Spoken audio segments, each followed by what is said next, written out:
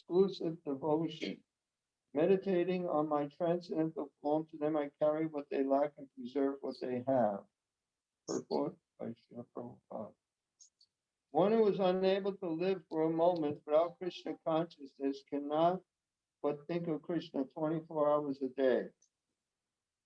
Being engaged in devotional service by hearing, chanting, remembering, offering prayers, worshiping, serving the lotus feet of the Lord, rendering other services, cultivating friendship, and surrendering fully to the Lord. Such activities are all auspicious and full of spiritual potency, which make the devotee perfect in self-realization, so that his only desire is to achieve the association of the Supreme Personality of Godhead. Such a devotee undoubtedly approaches the Lord without difficulty. This is called yoga. By the mercy of the Lord, such a devotee never comes back to this material condition of life. Shema refers to the merciful protection of the Lord. The Lord helps the devotee to achieve Krishna consciousness by yoga. And when he becomes fully Krishna conscious, the Lord protects him from falling down to a miserable condition of life. But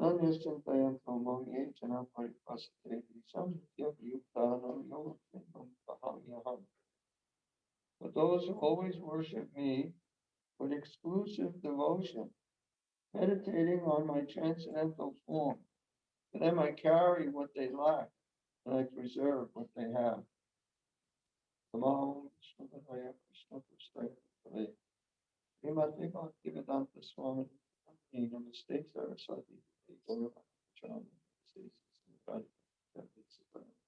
just first with the verse,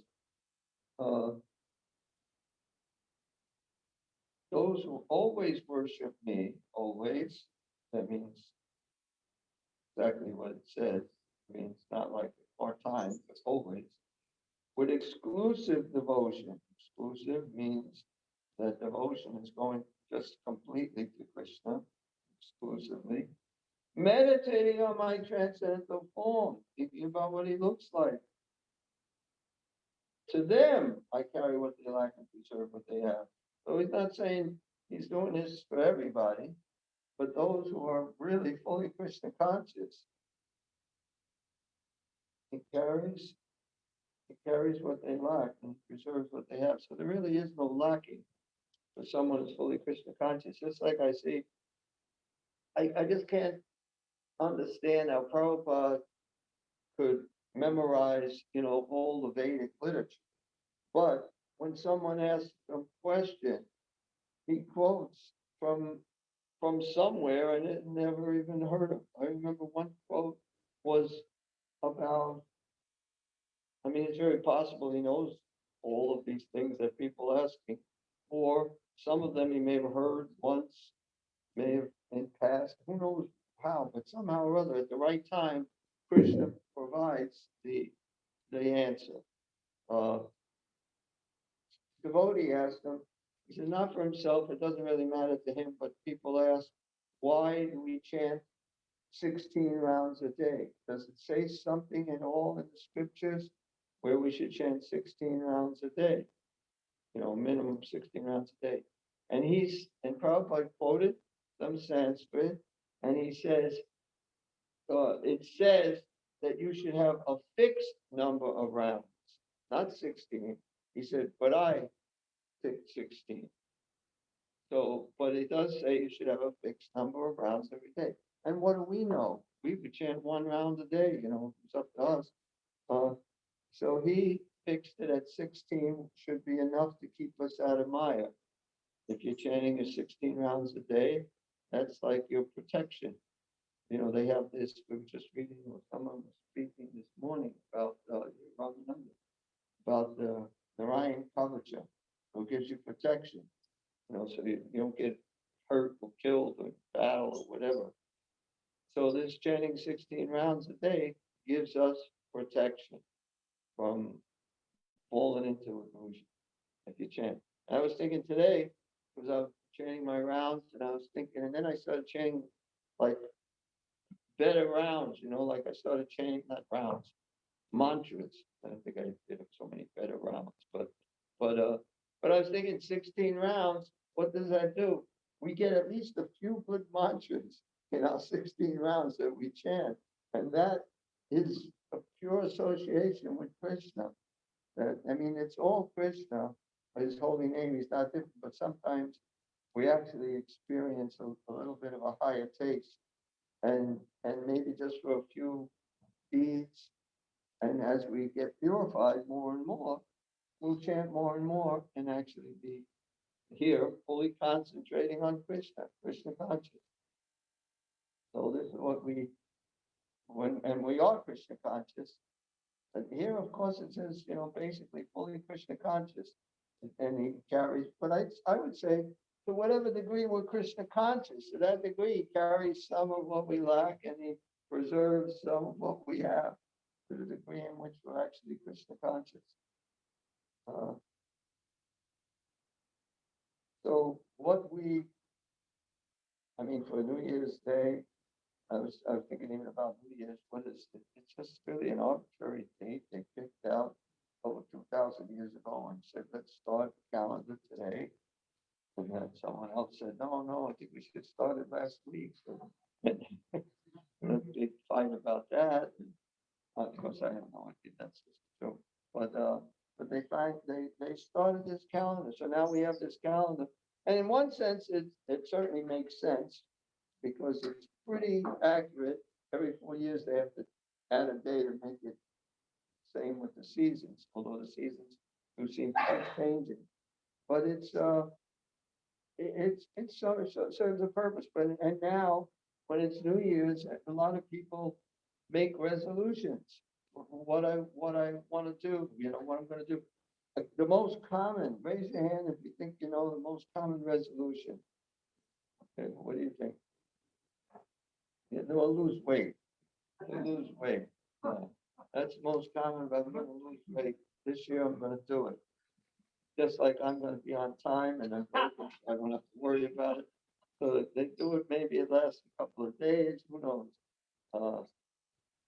Another thing, even with losing weight or with any type of thing you want to do like that, if you do it with someone else, then you have a way better chance of succeeding. So similarly, even with what we're doing in Krishna consciousness, we're doing it with others. We try and do it on our own, and you're most likely not going to succeed. But if you associate with other people who are chanting 16 rounds a day, then it's more likely for you to continue chanting, just go to start and then continue chanting 16 rounds a day. So association, even in Krishna consciousness, it said association is the most important thing. It's the most important. So we have to come together and associate. So therefore, everyone has to wear a mask, otherwise we're going to have to stop these programs. So, and then that wearing mask goes for in the kitchen too, in the service, after the program, if you're here. No eating in the temple, no eating downstairs. Nobody can, because then unless you can eat with your mask on,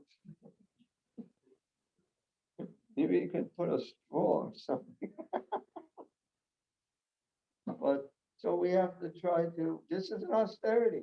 And this is, Krishna has done this. It's not like, well, maybe the Chinese people did it, I don't know.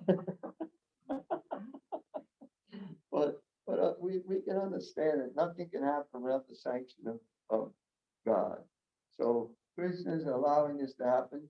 And I suspect it's not because everyone is so pure and giving their life to Krishna that's happening. It's because people are sinful. People are turning away from God. So this is, you get punished. You do something wrong, you get punished. When you do something wrong in your home, your child does something, you punish the child. You can't do that. One time, Bhakti Siddhanta, today is the disappearance day. Well, not according to the moon, but it was on January 1st that Bhakti Siddhanta left his body, 1937. And Bhaktivinoda Thakur is Bhakti Siddhanta's father. And one time, Bhakti Siddhanta, as a little boy, 3 or 4 years old, he ate a mango that wasn't offered. And his father told him, You should not have done that. Wait the mango that's not offered to Krishna. You should always wait till it's first offered to Krishna. And then after that, at that young age, and mango in India is like the greatest, kind of sense gratification. It's just so wonderful of fruit. It's the king of fruits. Bhakti Siddhanta at that age gave up mangoes and never ate another mango in his life. He took that vow. Now that's very powerful that he can take the vow. Like Bhishma took a vow that he would never get married. Now it's not so bad you take a vow never to get married, but not when you're a king, when you're Kshatriya, a great warrior. Kshatriyas get married. They have many wives, not even one wife. They have many. Except Ram, he set the example with just one wife. But they all get married. But he took this vow, and they said, what was it? Bhishma. That was the sound. Before that, he was Dave. Was it Dave Rutland? What was the name before that? What? Dave Rutland. Yeah. So, and then they said Bhishma from the sky, because it's a terrible vow, terrible vow. You're not going to be able to keep this vow. You shouldn't make vows. You can make vows about losing weight and not keep it. That's fine. But as far as Krishna consciousness, if you really want to make progress, you make vows that you can keep that aren't so difficult. Like, for instance, if you're not chanting any rounds, chant one round a day. You make a vow, chant one round a day. That's something you can do. The most it takes is 10 minutes. You give 10 minutes a day as a sacrifice to Krishna, Krishna appreciates it. And then later on, as you're progressing in your life and you find one round, and when we say one round a day, that says minimum. You can always chant more, but your vow is at least one. And then when you see you're chanting more every day, then you can change your vow to two. But you make vows you can keep. It's not good to make a vow, okay, from now on, I'm going to chant 64 rounds a day, and you try to do it for one day, and after that, oh, forget it, I got no time to do this. So you don't want to do that. To really make progress in spiritual life is things you can do, and you do take vows, and you do set goals, but when you set a goal, it's not like you have to attain it. Like a vow, you have to follow. But a goal is something I'm going to try to do. And when you try to do more, you usually do more. You may not even reach your goal, but at least you'll do more. So to do things like this, today is a good day. You can keep track of it. It's January 1st. I'm chanting how many rounds a day? I'm going to chant extra. Or I haven't been reading regularly. I'm going to read 20 minutes a day, half hour every day. You take some vow and then see if you can do it. You try to do it. You don't have to even make it an official vow. But I'm going to try from today on. First, I'm going to try to read so many minutes a day or so many hours a day, depending upon how busy you are. But do something that you can do. So today is actually a really good opportunity to get closer to that position where Krishna is going to carry everything we lack and give us and preserve everything we have. We'll get closer to that. Krishna's he's the Lord, he's our Father, he's the seed-giving Father. He cares about every one of us, and he wants us, and he helps us. So if we make some steps, we take some steps towards him, he'll take many steps towards us. And his steps are way bigger than our steps. What are your steps? 3, 4 feet. Well, yours are a little bigger than most. But Krishna's is way bigger than that. So we have to take this Krishna consciousness seriously. We have to try to do something. We don't do anything. What is Krishna going to care about us? Okay, I go to the temple once in a while when I feel like it. I don't really do anything at home. I do it sometimes. I read something, sometimes I chant. That's not good enough. Say, I'm gonna do this every day, every single day. You should have some contact with Krishna. You know, sometimes I offer my food, sometimes I don't. No, you don't need anything unless it's offered. That's a vow. I don't need anything unless it's first offered to Krishna. It's not hard to do. You just don't need it. You offer it. And then after it's offered, you can eat it. And Krishna says, offer with love and devotion. There's certain prayers we chant, but you don't have to even have those certain prayers. You just need the love and devotion. In your own words, you can say, you can chant Hare Krishna mantra, please accept this, Krishna. And you're making an offering, and then you start doing that every day. And if you have to eat out because you go to restaurants with your, from work, you're traveling, whatever, you of course buy just complete vegetarian meals, something that could actually be offered to Krishna, and even in your mind you can offer it before you eat it. It's not difficult. Like Prabhupada would say, what is the difficulty? What is the difficulty? It's not difficult. It's just your determination, a vow to keep a vow. That's all. A vow, or what do we call it on here? Resolution. But this is what we should do for our spiritual life. If anybody's wondering why we have such a small crowd, we have devotees at the Middletown Temple and devotees at Cheshire Temple with book tables, selling books. What?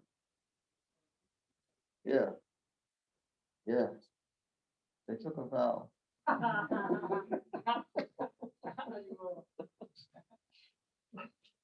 Yeah. Yeah, they're doing it. I don't know how well they're doing, but they usually do really good. So, but they are there. Anybody, were you there? No. Anyway, so that's why there's less. So that's one of the reasons why there's less people. Also, we were open all day. People came during the day. They stayed for 20 minutes, whatever. And, okay, so quickly go over the purport.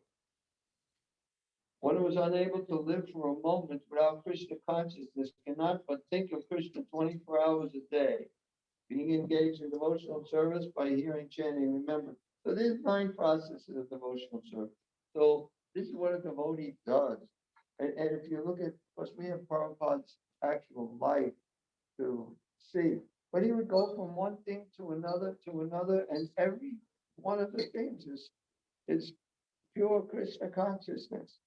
He chant japa, then he write, translate, and it's just whatever he did. He just went from one. He even sold somebody. That's what he does. He has a harmonium here, and he sits down. He plays some bhajan on the harmonium, and even, I mean, just anybody know? Well, just raise your hand. But when Prabhupada ate, how he ate, that one person, 2 people. Okay, Shukabhakti. But keep your mask on. I'm going to really get heavy with this mask stuff.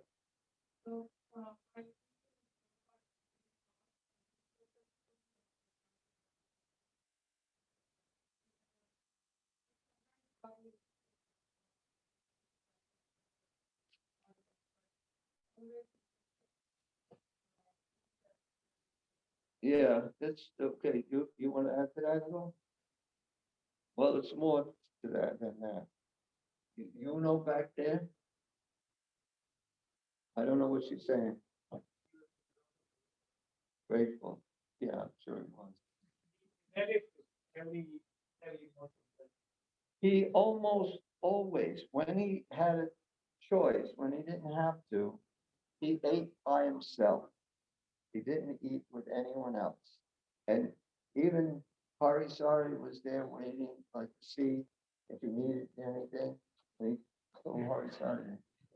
So he left him.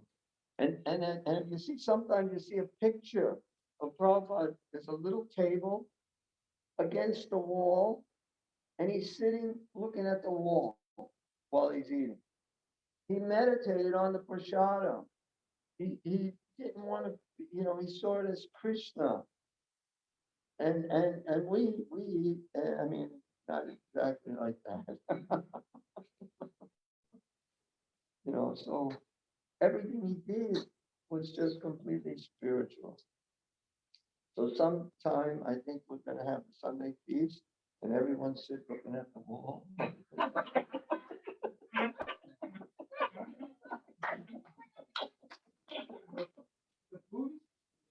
They do? Look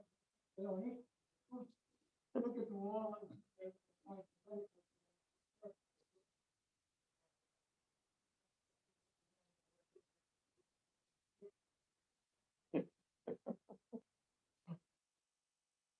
They don't mind. Because it doesn't matter if you kicked or not kicked, it's all one.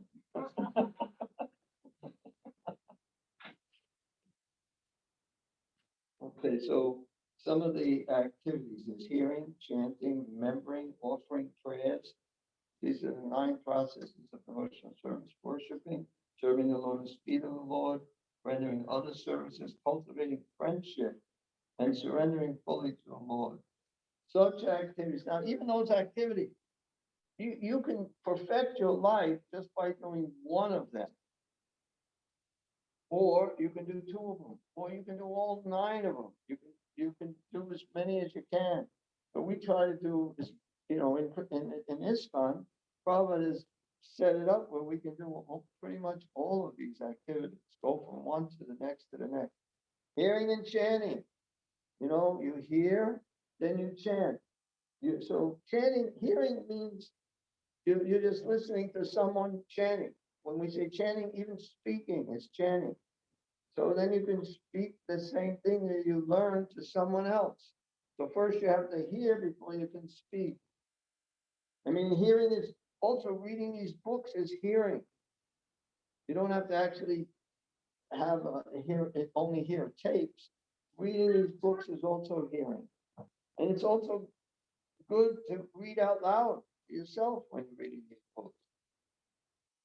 Not that you have to, but it's good. So such activities are all auspicious and full of spiritual potencies, which make the devotee perfect in self-realization. So that is his only desire, is to achieve the association of the Supreme Personality of Godhead. And of course, he does this by associating with the devotees.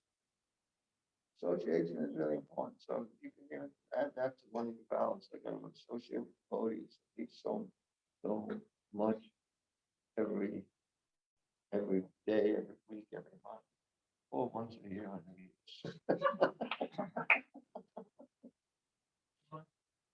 What? Once in a lifetime. Even that's helpful. Even if it's only once. Then your life is still a success because you get at least a human birth to start off again where you left off. Maybe you have 2 times next life.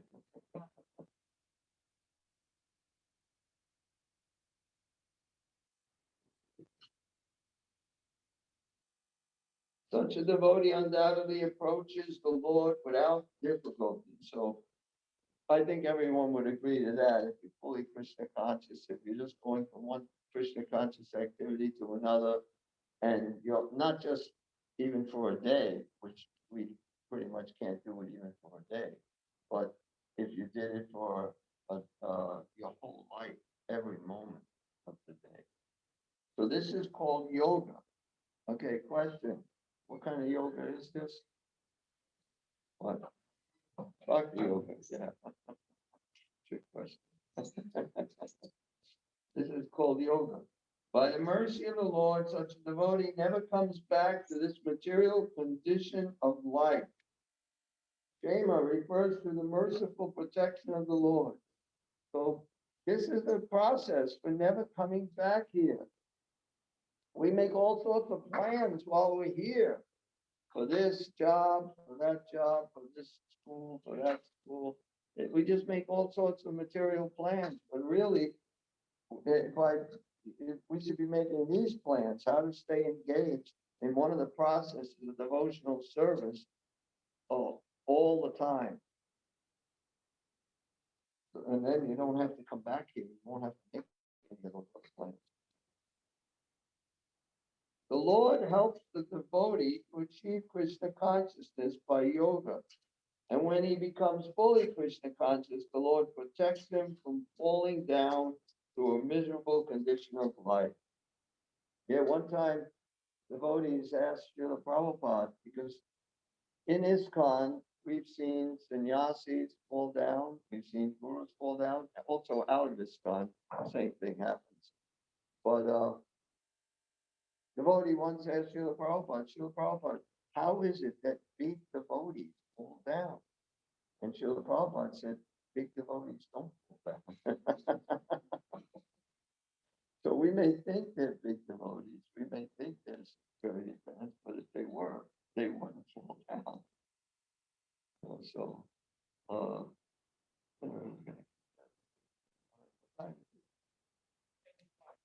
okay.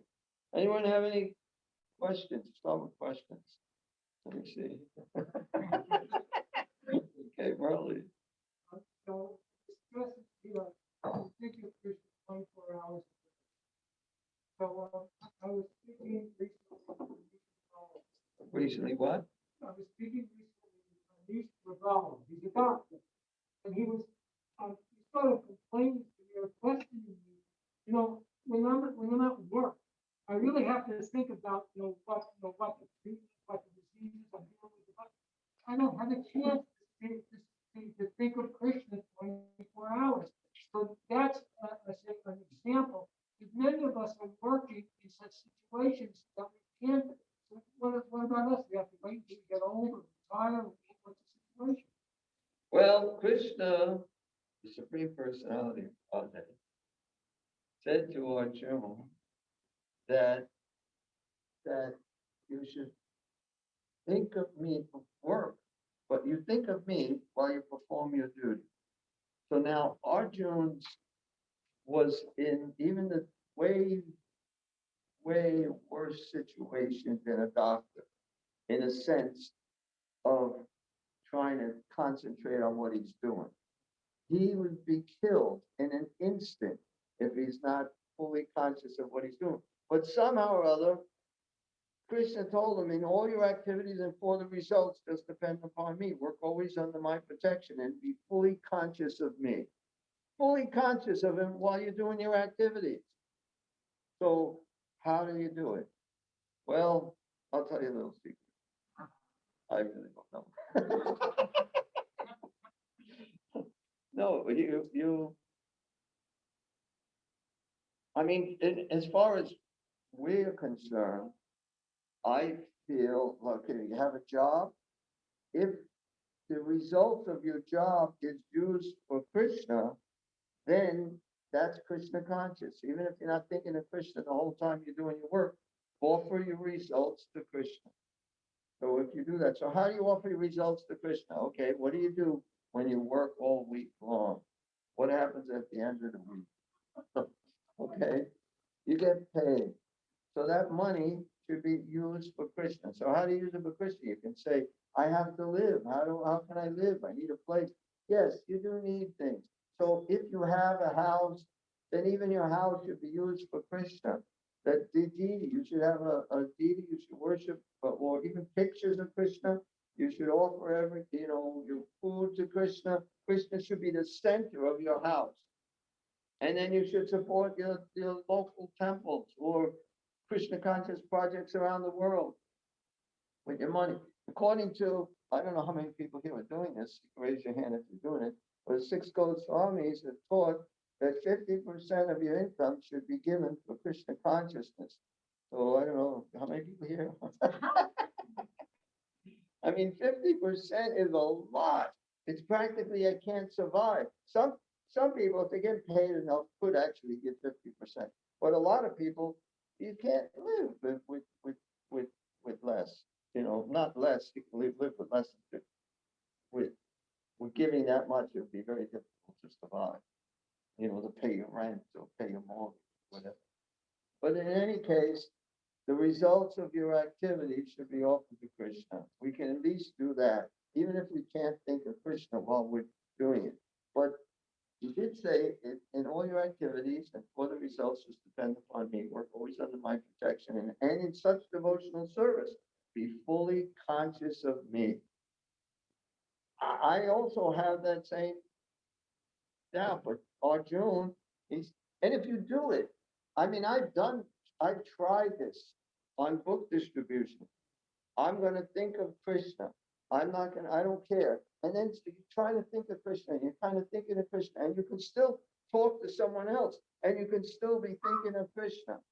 I mean, it's possible.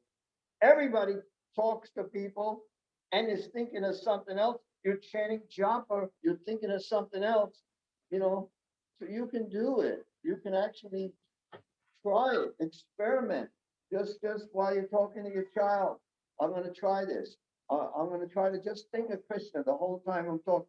And it's so much better. You'll be so much nicer to your child. You're not going to get angry. You're thinking of Krishna.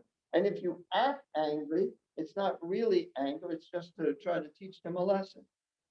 So you have to really try it. I mean, but the worst situation is millions or thousands of people are trying to kill you all at the same time. And you have to think of Krishna and stop them all from killing you and killing them. That's really hard to do.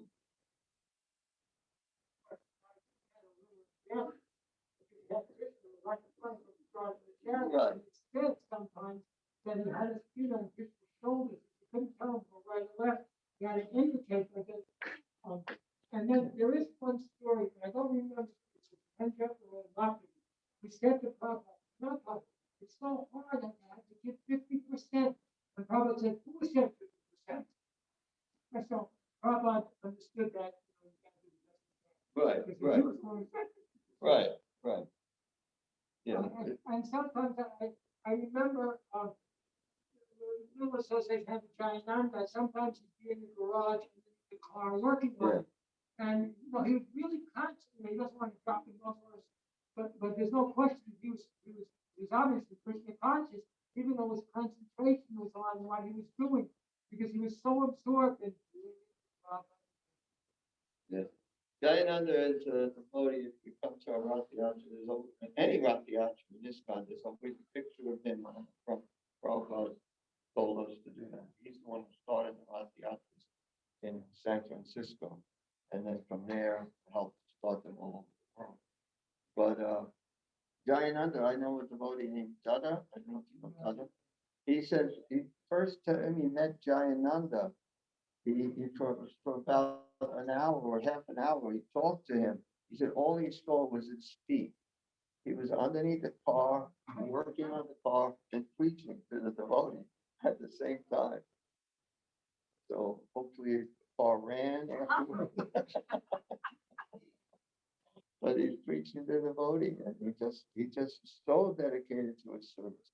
He also has written in the Nectar Devotion that Prabhupada thanked him because he donated, I think, $5,000 that he had saved up to print the Nectar Devotion.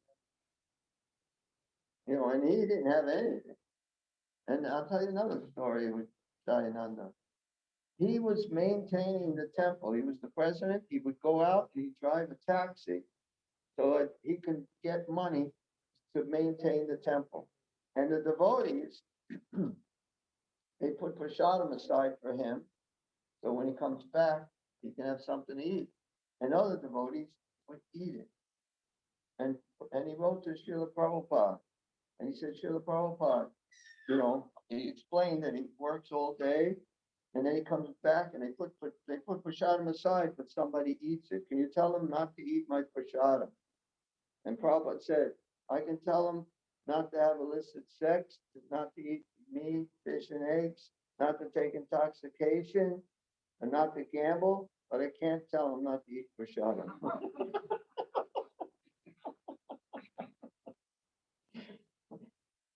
But I think they probably got the hint after that they should probably eat prasadam, because he did live a little longer. He passed away when Prabhupada was here. Prabhupada said he went back and got it. He was just totally devoted to Prabhupada. And he was so humble.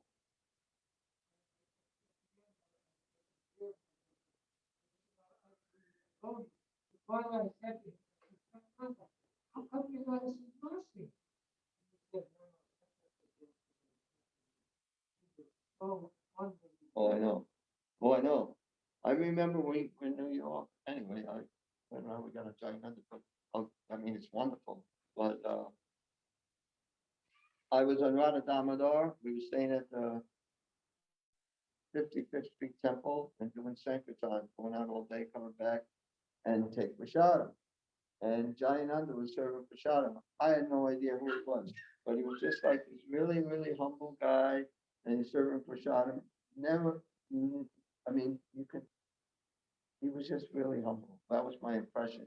And then after we're sitting down, someone said, "Oh, it was Jayananda." I said, "Really?" Because everybody knew about Jayananda, but they may not have seen him, they may not have known him, but they heard of him. And he was serving Prashadam. Anyway, he did so much for Prabhupada. And Prabhupada really appreciated it. I think he wasn't very good at chanting Sanskrit. And I think Prabhupada, when he gave the Gayatri Mantra, did you hear about this? Oh, I heard that and he tried to repeat it and he couldn't repeat it. And I heard something like, just chant Hare Krishna. So sincere. And he drove a cab, but he was an engineer. He went to college, he graduated, he was an engineer, but he didn't want to do that type of work. This wanted to be simple. Anyway. So we got maybe time if you have a quick question. Anybody have a question? I have a question. Oh, there's somebody, Gita Mala. Yes. So you said big devotees don't fall down. How do any devotees fall down? You said big devotees don't fall down, but how do any devotees fall down? Well, because they're small, that they can trip on things easily.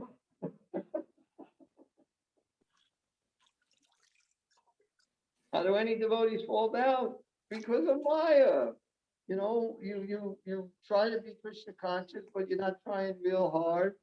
And Maya somehow gets in and gets you attracted to something else. You have free will, you have a choice. I mean, just during your day, you're thinking of Krishna and you're thinking of Maya. Prabhupada, one time a devotee told Prabhupada, Srila Prabhupada, I fell in Maya. And Prabhupada says, you're always in Maya. Sometimes you fall in Krishna. So it's not, even Prabhupada said it's not,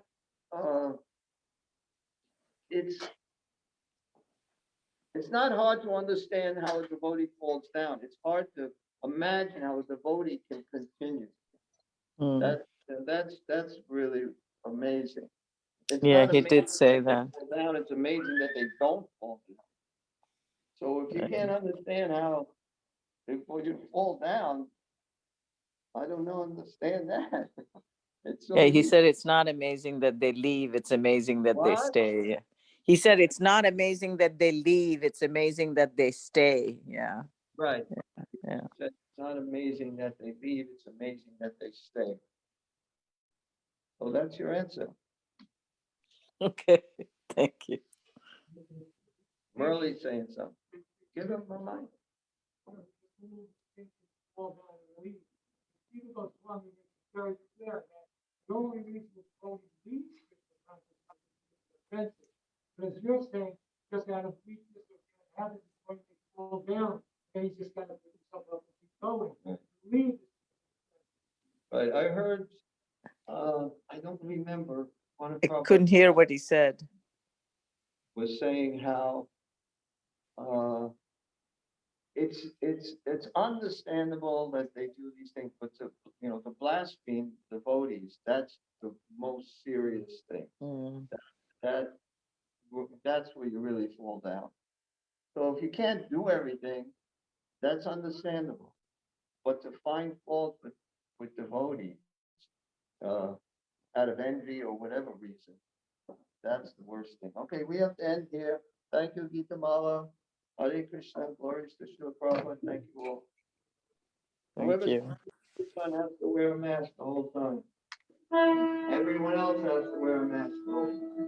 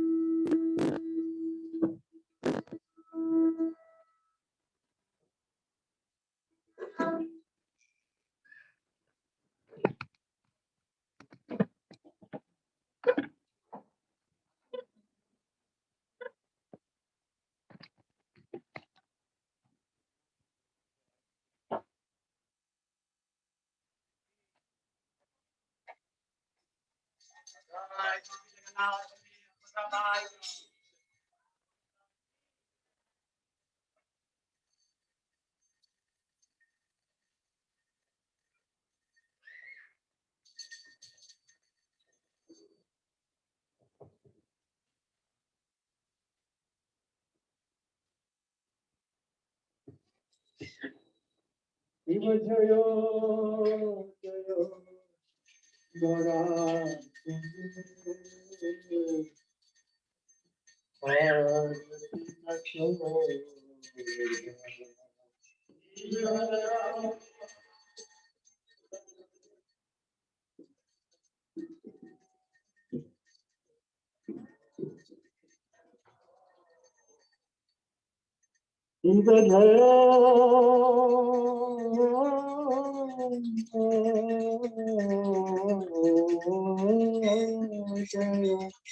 Gora,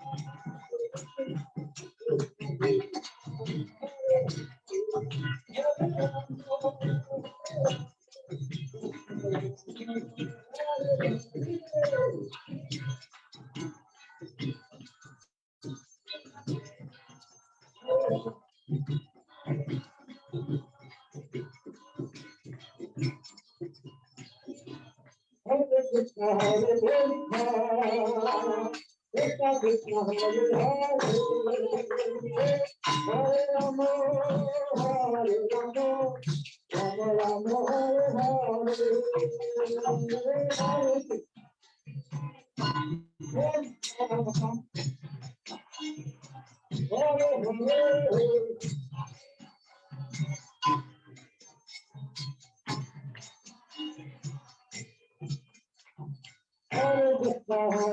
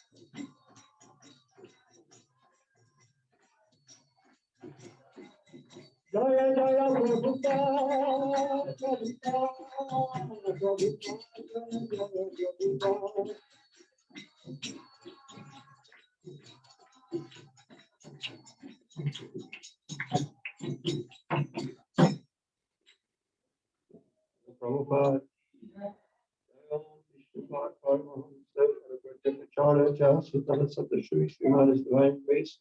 Shalai Charanaravinda Bhakti Vedanta Swami. Srila Prabhupada ki jai. Jai Om Vishnu Paramahamsa Acharya Sutara Satashui Srimad is divine grace. Srila Bhakti Vedanta Saraswati Goswami Maharaj Prabhupada ki jai. Ananta Bhuti Vaishnava ki jai. Namacharya Shalai Thakur ki jai. Prem se Karo Krishna Chaitanya Prabhu Nityananda. Shri Advaita Gadadhar Shivasri Gaura Bhakti Vinod Shri Shri Radha Krishna Gopinath Shama Kunda Radha Kundi Bhagavan Ki Jai Vrindavan Dham Ki Jai Mayapur Dham Ki Jai Jagannath Puri Dham Ki Jai Kamala Ki Jai Vimona Mai Ki Jai Bhakti Devi Ki Jai Srimati Tulsi Maharani Ki Jai Lord Jagannath Baladev Subhadra Devi Ki Jai Shri Shri Gauri Thai Ki Jai Lord Nrsimha Dev Ki Jai Shri Shalagram Shilas Ki Jai Shri Giriraj Maharaj Ki Jai Samaveta Bhakta Vinda Ki Jai All Premanandi. All glories to the assembled devotees. All glories glories to the assembled devotees. All glories to the assembled devotees. All glories to Sri Guru and Gauranga. Glories to Srila Prabhupada.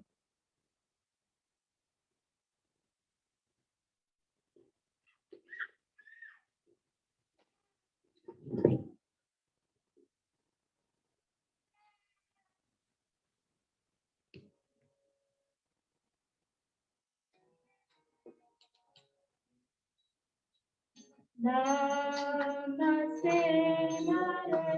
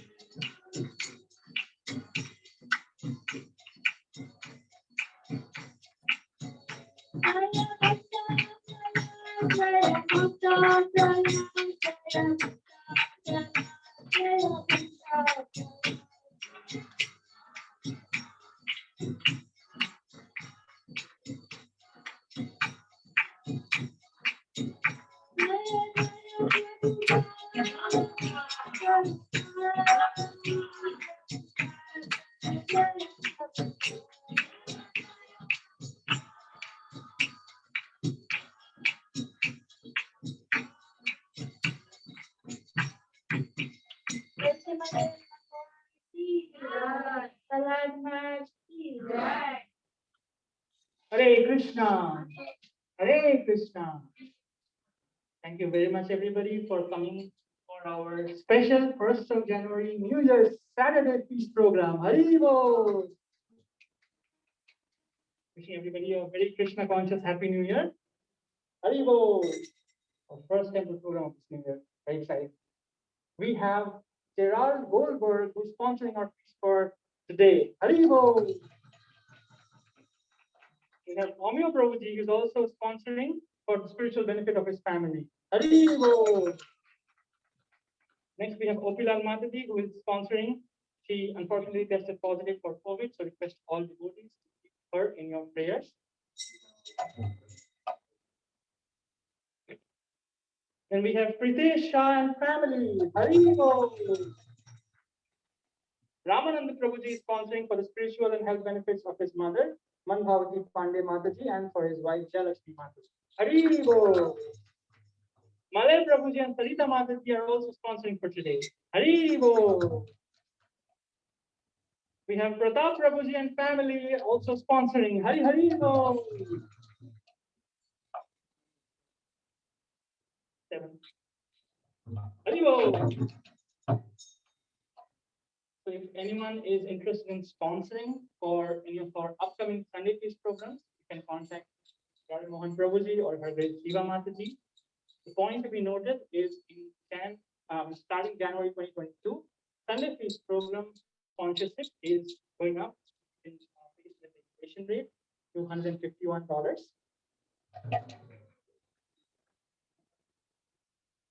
To $151. Going up to. Thank you, Prabhuji. Do we have anyone who is visiting an ISKCON center for the first time? Do we have anyone here today? Or do we have anyone who is visiting ISKCON of Connecticut, this temple for the first time? Okay, I think we have our regular. Oh, Haribo, welcome, Prabhuji. Haribo. So we welcome our guests with a special gift. Whoever is visiting us for the first time, a gift by our founder, Acharya Srila Prabhupada.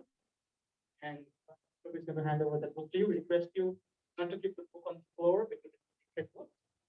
And before you leave, you can share your contact details that we can update it all our upcoming book. Thank you very much for joining. So what's new in this new year at ISKCON of Connecticut? In 2022, we are introducing an additional Wednesday feast program. Haribo! And our first program is going to be on this Wednesday, which is January 5th.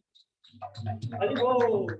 The schedule of the program is going to be Aarti at 6:30 p.m. Bhagavad Gita discourse starting at 7, and then Sugo Prasadam at 8 o'clock. Haribo! Also, please note that our online Bhagavad Gita discourses on Monday, Tuesday, Thursday, and Friday are going to be cancelled. Going forward, we're going to have regular programs on Sunday evenings. We're going to have Wednesday evening programs and Saturday morning programs, both in person and online over Zoom. Haribo. Free sponsorship for Wednesdays will be $101. And also, the sponsorship for the year-round 12 Vaishnava holiday feast is going to be increased. But if anyone is interested to sign up now for this year, you can still do so at the existing rate, which is $1,401 up until the end of this month. So up until January, if you're interested, you can still go with the old rate, $1,401, after which it's going to be. And also, please note that tomorrow's Sunday Feast program is cancelled because we're having the program today already.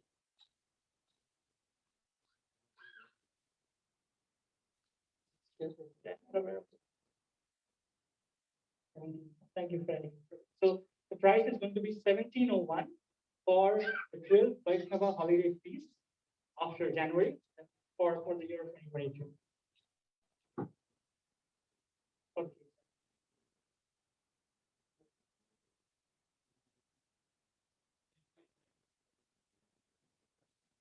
Yeah, so for the time being, we'll have the increased rate of 701.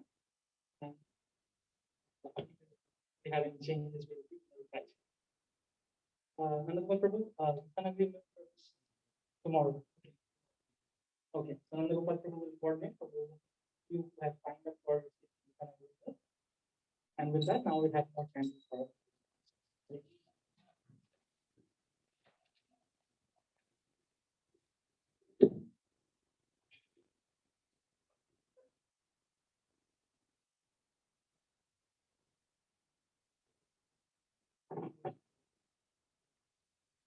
Hare Krishna,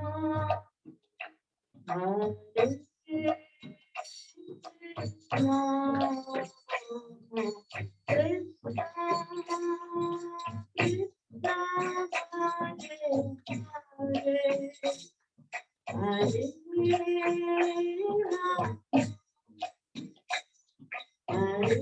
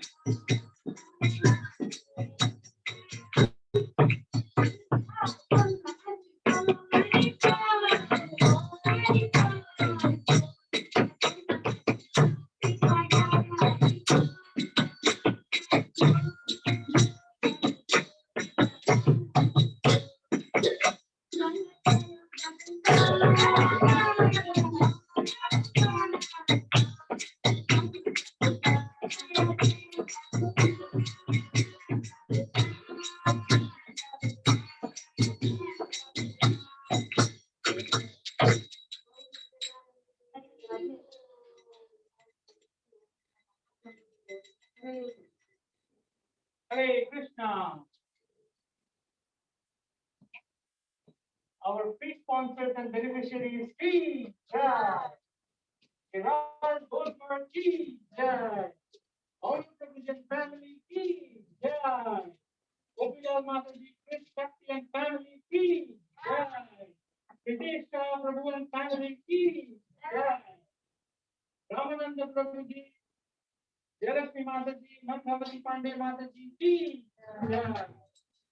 Malay Prabhuji and Kaita Mataji, Ki Jai.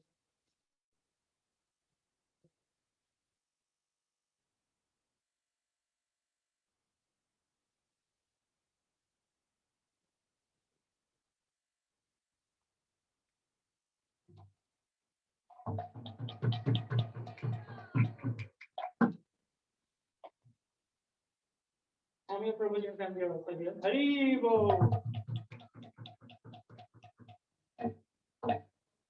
Pratap Prabhuji and family, Ki Jai.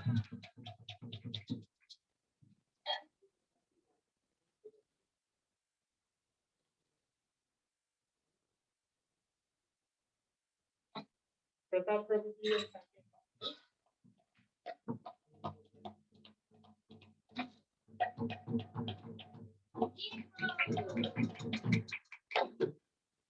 Jorge Chalco Prabhuji and family, Ki Jai. Do we have anyone here?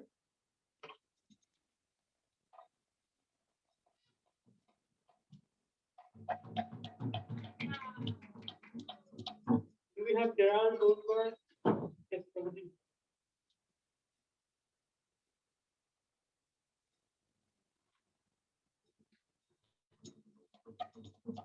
Yeah. Thank you very much, everybody, for attending our special first of January program. With that, we have completed our program for today. Please come forward for darshan 5 to 10 hundred.